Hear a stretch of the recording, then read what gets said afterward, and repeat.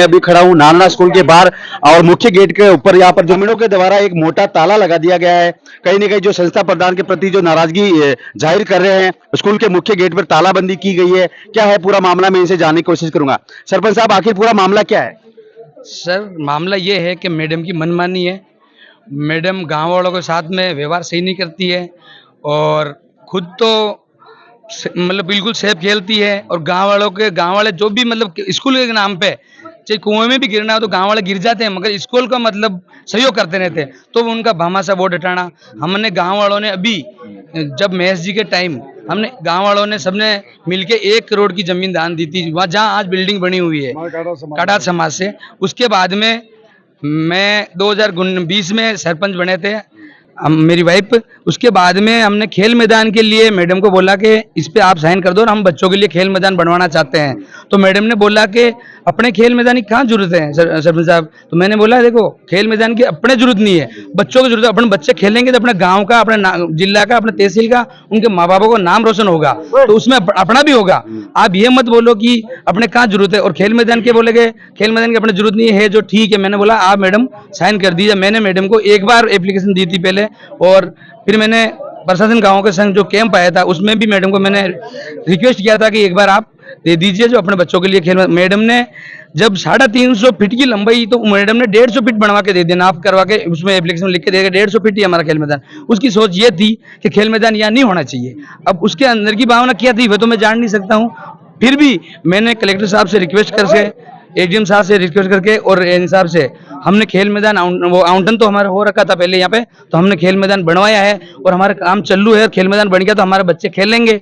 खेलने के बाद में हमारे गांव का, इन बच्चों का, हमारे परिवार का, समाज का, सबका नाम रोशन होगा, तो पूरे जिले का भी होगा। ये चीजें सर गलत है, मैडम की मनमानी है ये। और मनमानी से गाँव वाले तो परेशान है, बच्चे भी परेशान है और स्टाफ वाले देखो पीओ मैम के नीचे रहते हैं तो वो भी परेशान है, मगर वो कह नहीं पाते क्योंकि देखो उनको तो नौकरी करनी है तो वो कह नहीं पा रहे हैं। बाकी वो भी परेशान है और इतने होते होते हमारे स्टाफ कम हो रहे हैं और स्टाफ वाले परेशान है। जबकि मैं स्टाफ वालों के यहाँ पढ़ा हुआ हूँ। मैं 99 में मैं स्कूल यहाँ से छोड़ के गया था, वापस हम आए थे 2020 में सरपंच बना था।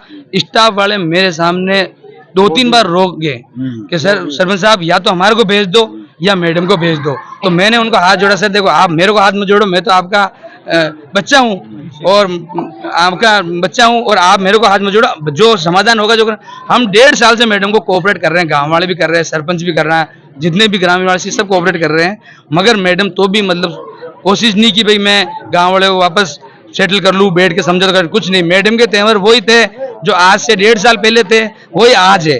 तो सर ये गाँव वालों का नुकसान है और हमारे देखो अगर यहाँ से हटवा देंगे तो बहुत ही अच्छा रहेगा, पसंद करेंगे। अगर नहीं हटेगा तो हमारे को 6 महीने भी यहाँ बैठना पड़े या 6 दिन भी बैठना पड़े, तो हम गांव वाले और बच्चे यहीं बैठेंगे।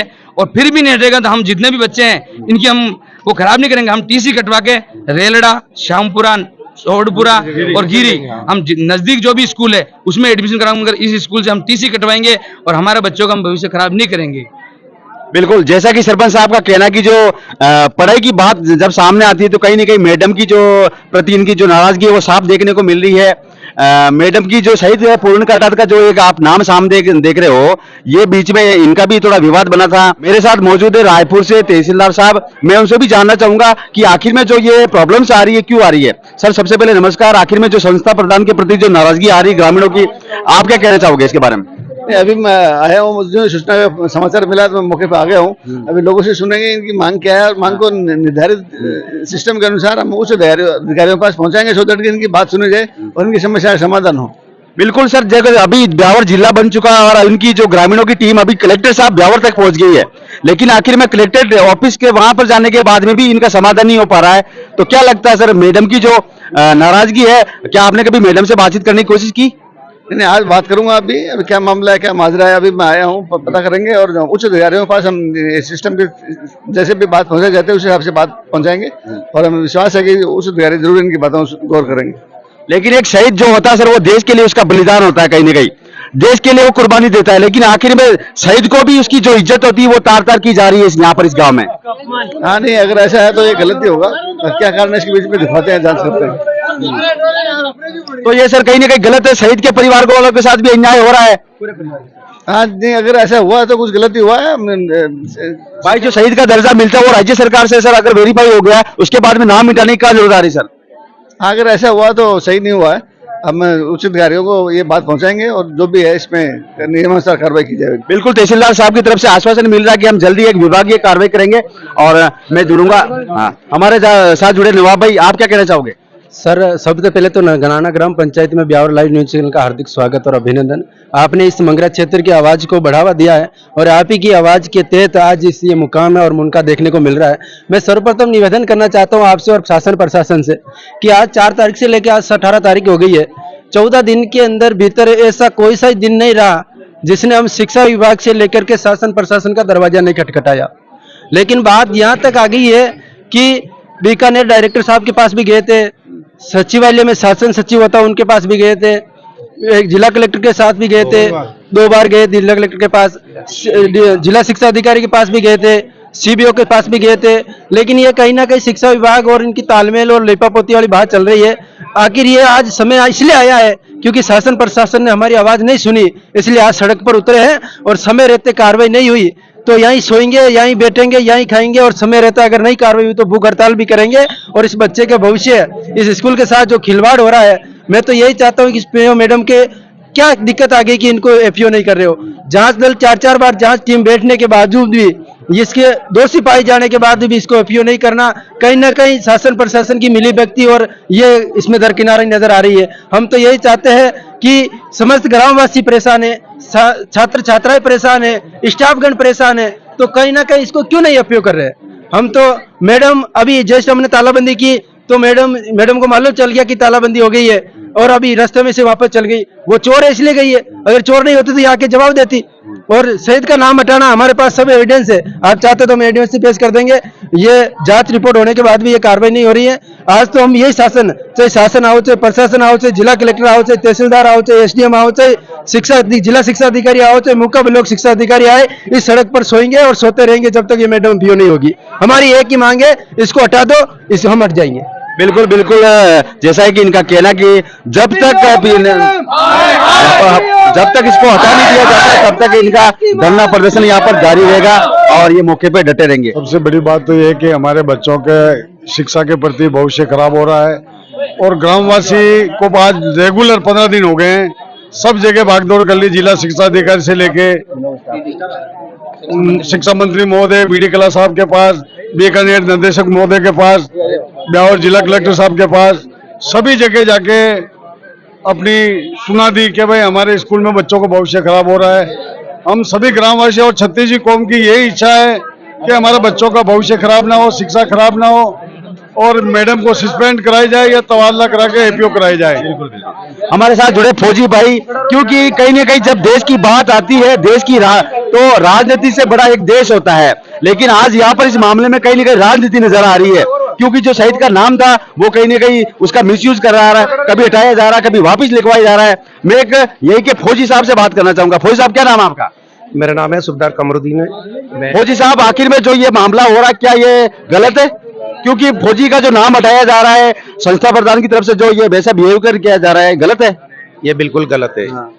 और मैं ये कहना चाहता हूँ कि जब गांव के अंदर कोई भी डेथ हो जाती है तो हम उसके पीछे कितने रोते मरते हैं। तो आप मेरे सामने देख सकते हो कि जो स्कूल के बच्चे हैं, सभी बच्चे पाठशाला के मुख्य गेट पर इकट्ठे हो रखे हैं और कहीं ना कहीं जो नाराजगी सामने वो नजर आ रही है। सारे बच्चे खड़े हैं स्कूल के बाहर, कहीं ना कहीं इनकी पढ़ाई भी डिस्टर्ब हो रही है और गांव के काफ़ी बड़े बुजुर्ग और टीचर्स वगैरह सब बाहर ही है। स्कूल के मुख्य गेट पर लोग लगाया गया है। कहीं ना कहीं जो ग्रामीणों की एक तरफ से आक्रोश नजर आ रहा है, बहुत ही भयंकर वाला आक्रोश नजर आ रहा है। क्योंकि हमारे साथ मौजूद है ब्यावर से डीओ साहब, आखिर में ये भी नाना पधारे हैं, क्या है पूरा मामला, जो मैं इनसे भी बातचीत करना चाहूंगा। सर, सबसे पहले नमस्कार। जो आखिर में जो इस संस्था प्रधान की तरफ से लापरवाही सामने आ रही है, इनकी एक ही मांग है कि इसको बिल्कुल यहाँ से हटाया जाए, इसके बारे में आपका क्या कहना है? सर, इनके बारे में जो शिकायतें प्राप्त हुई हैं, जो गाँव वालों ने कलेक्टर साहब को और उच्चाधिकारियों को जो शिकायतें की हैं, उनकी जांच के लिए हमने एक तो सीबीओ साहब से जांच करवाई है। सर, आपने पहले भी इनको आश्वासन दिया था, मैंने जांच नहीं बिठाई सर अभी तक? बिठा दी सर जांच, जांच बिठा दी है, उनको आदेशित कर दिया है, लेकिन वो ऐसा सुना है कि मैडम छुट्टी पर हैं। ठीक है, लेकिन जो सर कहीं ना कहीं शहीद के ऊपर बात आ रही, शहीद का नाम हटा रही है, आखिर में ये बात तो बिल्कुल गलत है सर। देश के लिए बलिदान दिया है शहीद ने। वो जो शहीद है साहब, उनके परिवार वालों से भी जांच करवाएंगे, पूछेंगे उनको, जो शिकायत आएगी ना साहब, वो उनसे भी बयान ले लेगी। वास्तव में उनके साथ अपमान हुआ नहीं हुआ, मेन तो वही सर। अच्छा, अब ये सर बच्चों की पढ़ाई खराब हो रही है, तो इसके ऊपर सर देखो प्रशासन को थोड़ा सोचना चाहिए। इतने बच्चों का भविष्य का सवाल है। प्रशासन आखिर में चुप्पी साधे क्यों बैठा है सर?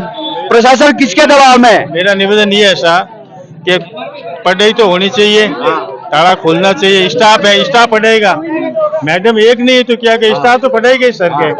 लेकिन जो दूसरे सर दूसरे दिया मेरा 2 दिन के अंदर हट जाएगी, 2 दिन के अंदर जांच आएगी।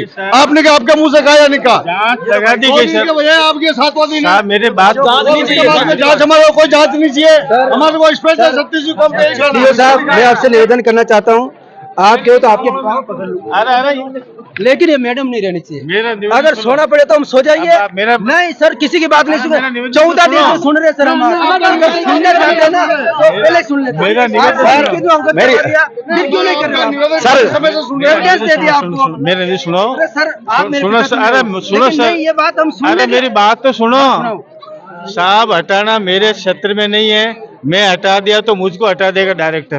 तो सर इनके साथ साथ जो स्टाफ है वो भी तो परेशान है सर। स्टाफ क्यों परेशान है स्कूल का दूसरा?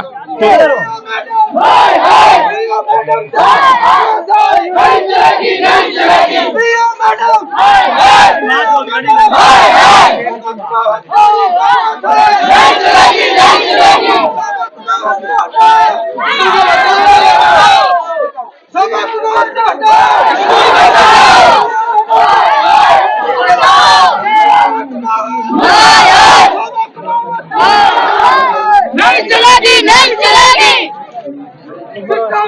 हाय हाय हाय हाय हाय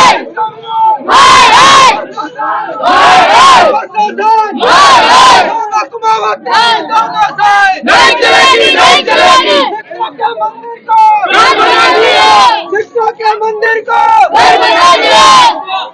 मेरे साथ कुछ बच्चे जुड़े हुए, मैं इनसे जानने की कोशिश करूंगा। मेरा नाम सुगना है। अच्छा सुगना, जो आपको परेशानी आ रही है संस्था प्रधान की तरफ से, आखिर क्या है पूरी बात?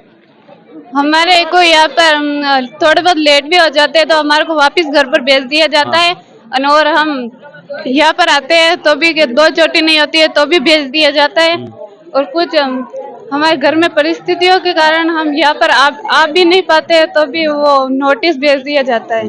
पूरे गांव वाले पीओ मैडम को यहाँ से बदली करवाना चाहते हैं क्या? बच्चे भी आप उनसे खुश नहीं हो क्या? बिल्कुल, बच्चों का भी कहना है कि जो मैडम है उनका हम यहाँ से बिल्कुल तबादला करवाना चाहते हैं। कहीं ना कहीं पूरा स्कूल स्टाफ, सारे ग्रामीण, सभी बच्चे सब के सब इस मैडम से नाखुश है। आखिर में कोई नहीं गई, कमी नहीं होगी, इसी वजह से उनका तबादला करवाना चाहते हैं। बिल्कुल चारों तरफ ये नाजाबारी का माहौल चल रहा है। हटा दो पीओ मैडम को। अच्छा, तुम इनसे खुश नहीं हो? नहीं हाँ, नहीं। सभी बच्चे खुश नहीं हो? जैसा कि सभी बच्चों का कहना है कि हम खुश नहीं है मैडम से। कहीं ना कहीं उनके जो व्यवहार से, उनकी जो कार्यशैली है, उनकी कार्यशैली की वजह से सभी बच्चे नाखुश नजर आ रहे हैं। उनका तबादला करवाने के लिए ये जोर दे रहे हैं।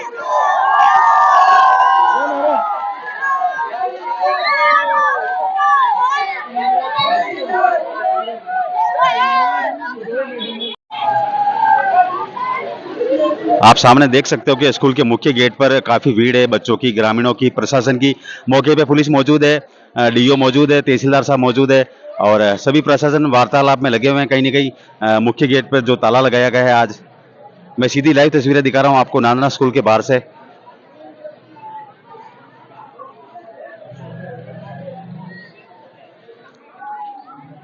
नाराबाजी के रूप में माहौल गर्मा गया है और लोगों में आक्रोश देखने को मिल रहा है।